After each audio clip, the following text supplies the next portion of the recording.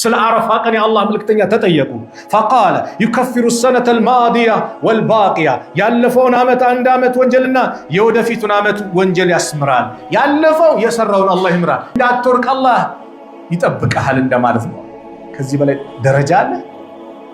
የሁለት ዓመት ወንጀል የአንድ ዓመት ግብር አውፍ ትባላለህ ብትባልስ? አንድ ቀን አይደለም ወር አንጾምም? እነዚህ ማለት ወር አንጾምም የአንድ ዓመት ግብር አውፍ ትባላለህ። በአሁኑ በተለይ ደግሞ በዘመናችን ሱብሃና የሁለት ዓመት ወንጀል ቀላል ነው። ነገው መልቂያማ እኮ ልጅ እናቱ ጋር ይመጣል፣ አባቱ ጋር ይመጣል። እናት ልጇ ጋር ትመጣለች። ጥሩ እናት አልነበርኩ ላንተ? አዎ ጥሩ እናት አባት አልነበርኩ ላንተ ይላል አባትም። ልጅም በተወለ ላንቺ ጥሩ ልጅ አልነበርኩ? አዎ አንድ ሐሰና ጎደለኝ ትላለች ይላል። ሁሉም ነፍሲ ነፍሲን ያውቃል። ነፍሲ ነፍሲ። ስለዚህ ይሄ የምንሰራው ትልቅ ምንዳ አለው። ያ ቀን ታዲያ ምን እናድርግ ከተባለ ዋናው ርዕስ ይሄ ነው። ትንሽ ጠብቁኝ። በላጩ ዱዓ ያለበት ቀን ማለት እንደ አረፋ ቀን የለም ተብሏል። ያ አላህ በላጭ ዱዓ፣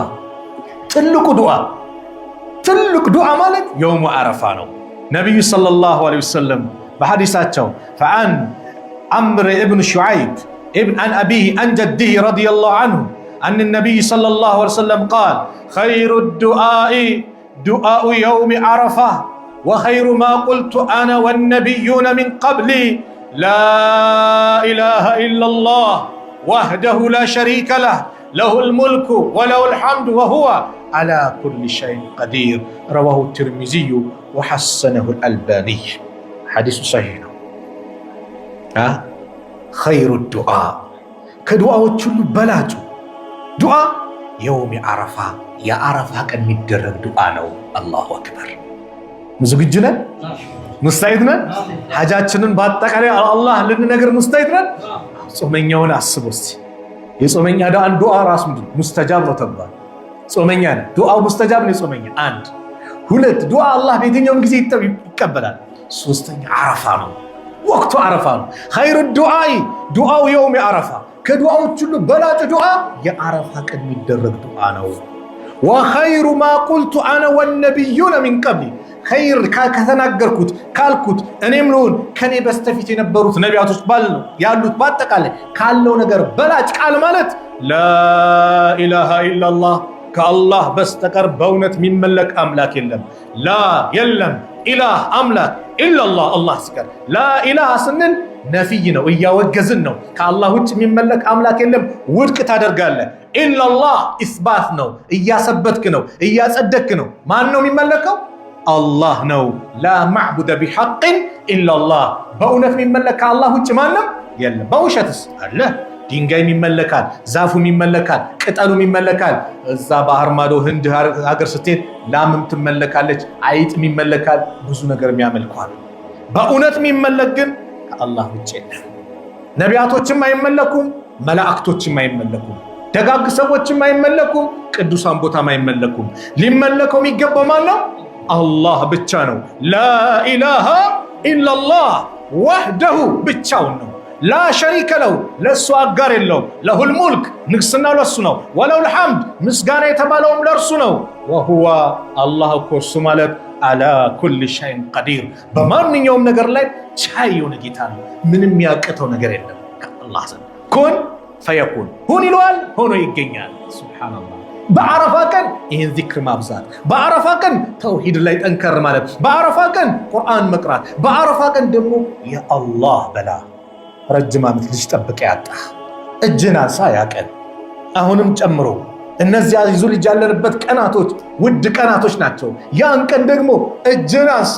የአላህ ጠብቅ ያለው ሰብር አድርግ ያለው ጌታዬ፣ እንደ ልጅ ጉዳይ አቃጥሎኛል፣ አንተ ቻይነህ ኩን ፈየኩን፣ ሁን ባልከው ቃል የሚሆን ነው ጌታዬ፣ ለግሰኝ በሏ። እጅን አንሳ፣ ለምኗ፣ ተስፋ አትቁረጥ።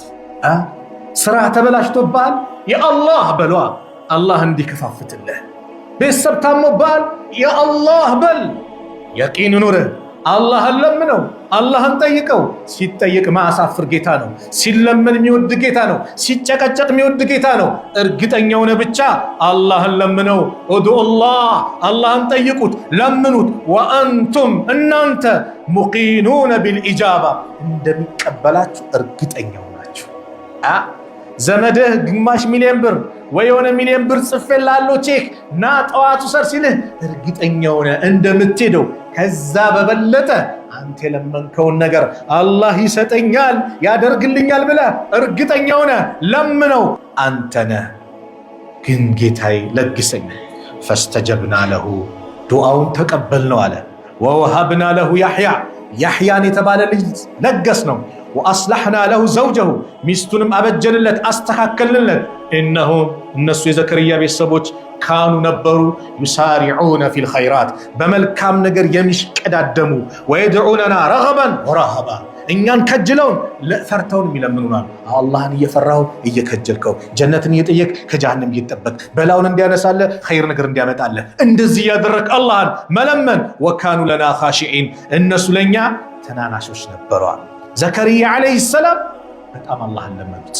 ሐቂቃ ታሪኩ ሲመጣ በሚገርም ሁኔታ አንድ ታሪክ አንስቼ ልዝጋው። የዛሬ ስለ ዱዓ ነው። ሙስተዒድ ናችሁ? አላህ ይቀበል። እንደ የሁላችሁም ሐጃ አላህ ያውጣው። የሁላችሁም ሐጃ አላህ ያውጣው። ያሰባችሁትን መልካም ነገር አላህ ይለግሳችሁ። እንደ አረብ ያላገባችሁ አላህ ጥሩ ትዳር አላህ ይለግሳችሁ።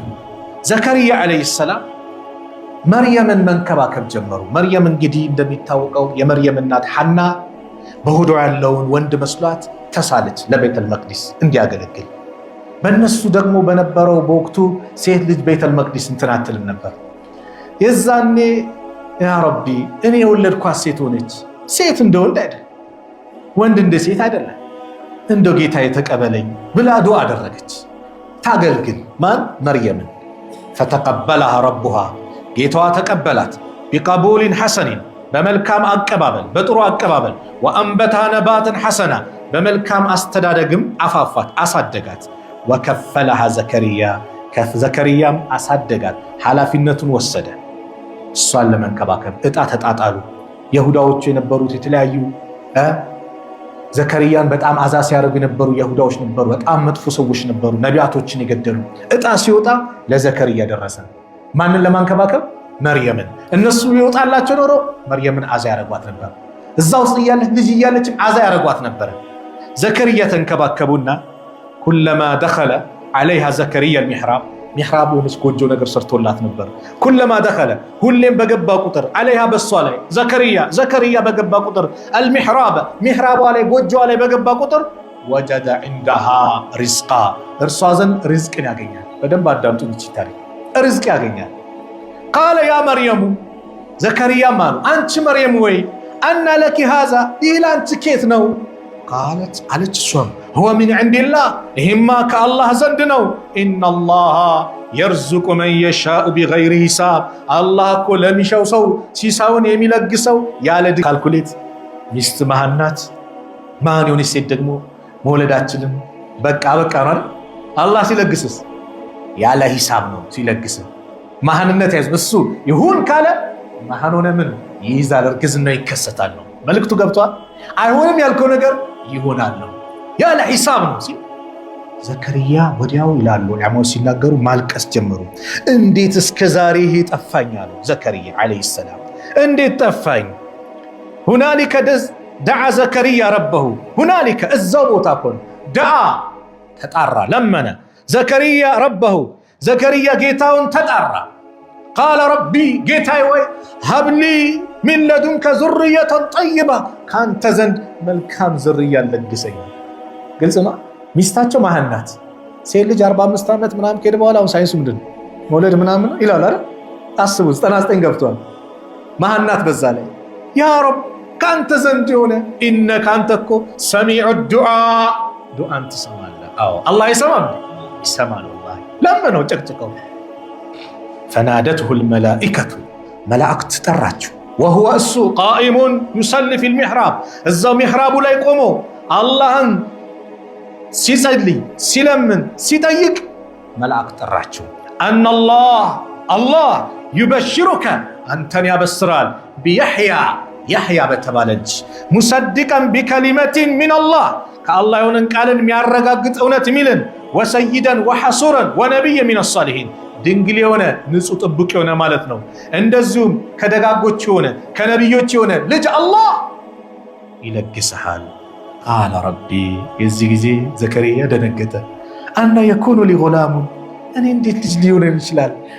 ወቀድ በለገኒ የልኪበሩ በእርግጥም ዕድሜ ሄዷል አርጅቻለሁ። ወምርአቲ ዓቂር ባለቤቴ ደግሞ ምንድነው መሃን ናት። ቃለ ከዛሊከ እንደዚህ ነዋ ነገሩ። ቃለ ከዛሊከ አላሁ የፍዐሉ ማ የሻ ነገሩ እንደዚህ ነው። አላህ የፈለገው ይሰራል። ቃለ ረቢ ዘከርያን ጌታዬ ወይ ኢጅዐል ሊ አያ ለእኔ ምልክት አድርግልኝ። ቃለ አያቱከ የአንተ ምልክት አላ ቱከሊመ ናሰ ሰላሰተ አያሚን ኢላ ረምዛ አንተ ሰዎችን 3 ቀን አታናግርም በጥቅሻ በምልክት ካልሆነ በስተቀር። ወዝኩር ረበከ የዚህ ጊዜ ጌታ ምን በለው አውሳው ከሲረን በብዛት ወሰብሕ ቢልዓሽይ ወልኢብካር በጠዋቱም በማታው ምን በለው አወድሰው። አላህ ኒዕማውን ሰጠህ፣ ጠይቀው ሚስት ሰጠህ፣ ከቤቱ እንዳጠፋ መስጊዱ ተመላለስ፣ አወድሰው ሰጠህ። ያ ረብ እንደው ይሄን ጉዞ ብታሳካልኝ ብለህ ቻይና እንድትሄድ አላህ አደረገ። ከቤቱ እንዳጠፋ አወድሰው። ልጅ ጠየቅከው ሰጠህ፣ ከቤቱ እንዳጠፋ አወድሰው። መልእክቱ ግልጽ ነው።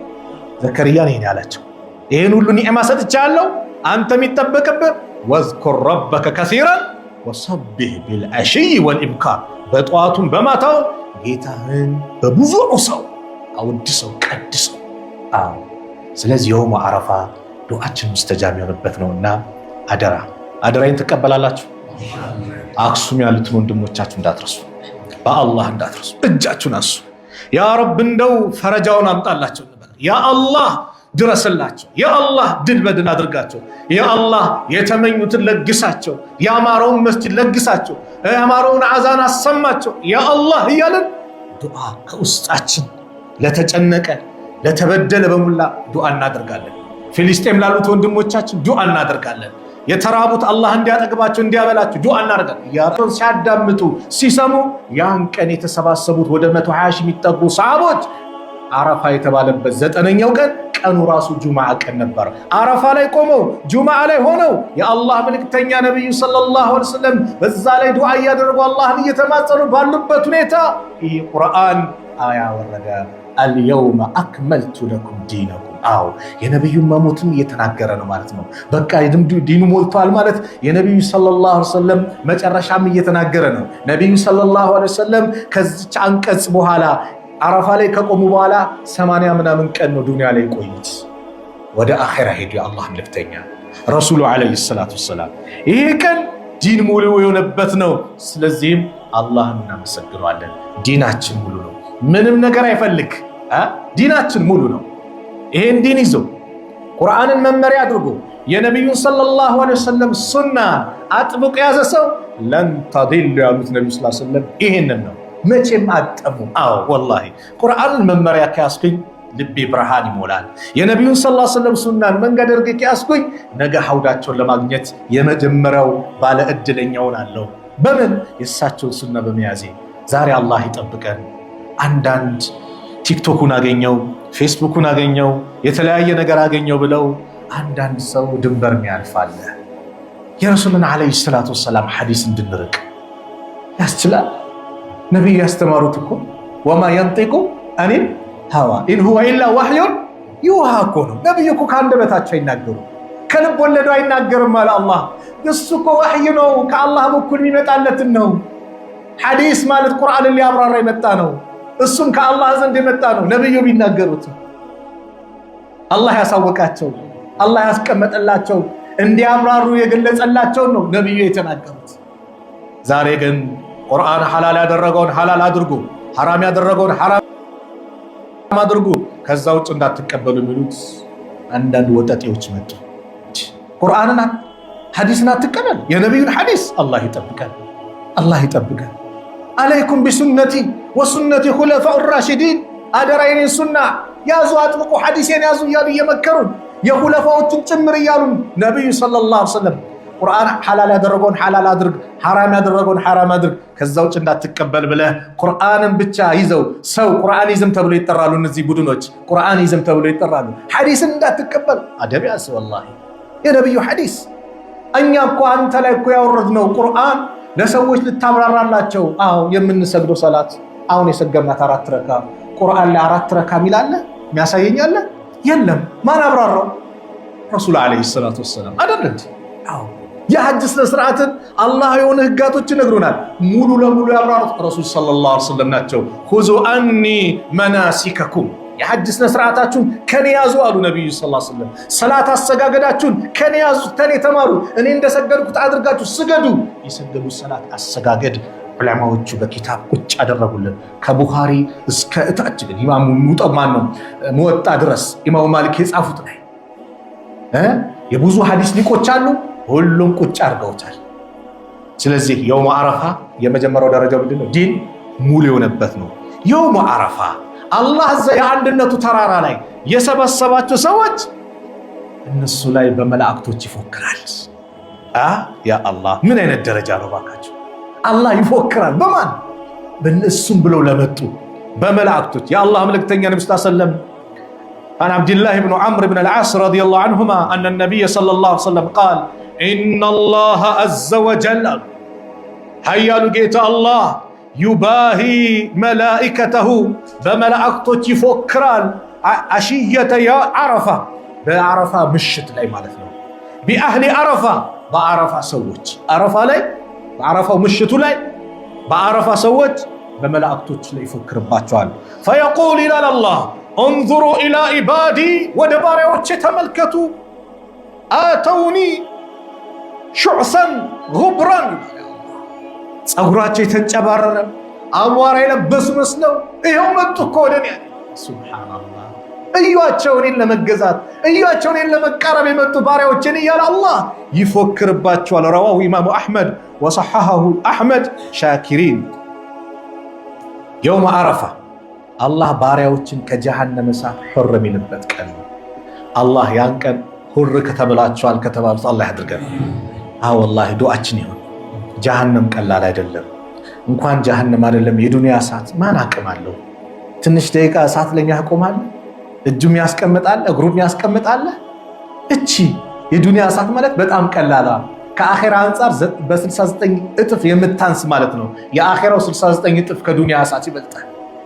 ወቁዱሃ الناس والحجاره ማገደዋ የሰው ልጆችና ድንጋይ ያለበት አላህ ያን እሳት አላህ እንዲጠብቀን ዱዓ እናድርግ። የአላህ መልእክተኛም አድርጉ ብለውናል። ሰላት ከሰገድን በኋላ በተለይ ተሸሁድን አኺር የመጨረሻው ሰላት አለ ነብይን ከጨረስን በኋላ اللهم اني اعوذ بك من العذاب القبر ومن عذاب جهنم ومن فتنة المحيا والممات ومن فتنة مسيح الدجال ዱዓ እንድናድርግ ከቀብር ቅጣት ከጀሃነም እሳት በህይወትን በሐያትን ባለው ውጣ ፈተና አላህ እንዲጠብቀን ከመጥፎ እንደዚሁ ሐሰተኛው ደጃል እኔ ነኝ ነብይ ብሎ እኔ ነኝ አላህ ነኝ ብሎ የሚመጣ አለ። ማን? ደጃል። ከሱ ተጠበቁ። ደጃል ይመጣል፣ ሐቅ ነው። ኢሳ ይገሉታል። ደጃል ይመጣና ከባድ ፈተናን ያፈተና ማለት ከፈለገ ሲፈትንህ እኔ ጌታህ ነኝ ይላል። ይሄው የሞተውን አባትህን ላስነሳልህ ይላል።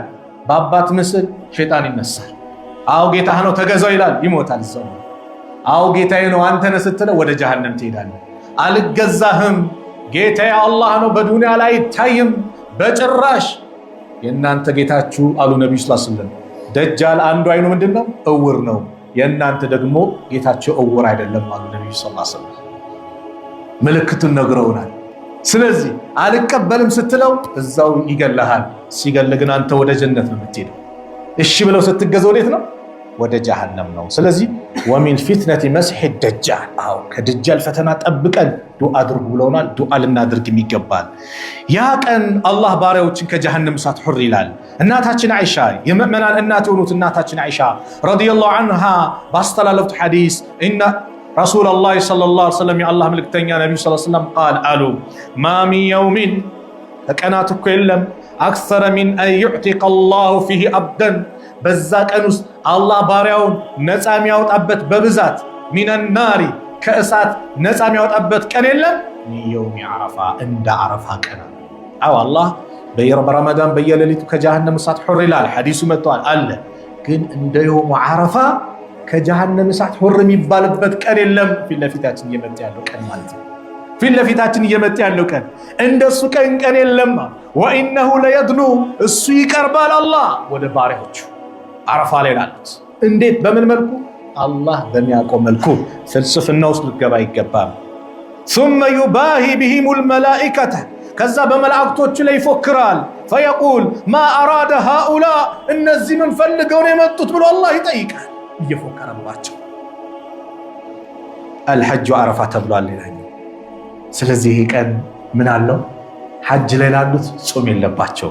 የአላህ መልእክተኛ ሰለላሁ ዐለይሂ ወሰለም ሰዎች ግራ ሲጋቡ ፈረስ ላይ ወይም ግመል ላይ ወጥተው ወተት ተቀብለው ጠጡ። ለምን? እንዳልጾሙ ለማሳወቅ። ዓረፋ ላይ ማለት ትንሽ ትግል ይፈልጋል፣ ድካም አለው። እዛ ላይ ተሰባስበ ለቀኑን በሙላ ዱዓ ነው፣ ዚክር ነው፣ ቁርአን ነው፣ ተልቢያ ነው። ለበይክ አላሁመ ለበይክ ለበይከ ላ ሸሪከ ለከ ለበይክ ኢነል ሐምደ ወኒዕመተ ለከ ወልሙልክ ላ ሸሪከ ለክ እያልክ የአላህን ብቸኛ ተመላኪነት አጋር እንደሌለው አቤት ጌታዬ ደጋግሜ አቤት ብያለሁ፣ ጥሬን ተቀበለኝ። ለበይክ አላሁመ ለበይክ ለበይከ ጌታዬ አቤት ብያለሁ፣ ጥሬን ተቀበለኝ። ላ ሸሪከ ለክ አጋር የለም። ኢነል ሐምደ ወኒዕመተ ለከ ወልሙልክ ምስጋናም እንደዚሁም ስልጣኑም የጸጋውም ያንተ ነው እያልክ አላህ የምታወድስበት። ዓረፋ ላይ ያሉ ሰዎች ይህን ስለሚሉ ቀኑ ሙሉ እነሱ አይጾሙም። ታዲያ እኛ ሐጅ ያልወፈቀንስ ከተለያየ ሀገር ላይ ያሉት ሙስሊሞችስ ምን ያደርጋሉ ከተባለ ያን ቀን ጾምን አላህ ደነገገላቸው። ያን ቀን ጾም የ2 ዓመት ወንጀል ያስምራል። ሙስታሂድ ነን ለመጾም? ሙስታሂድ ነን ኢንሻአላህ።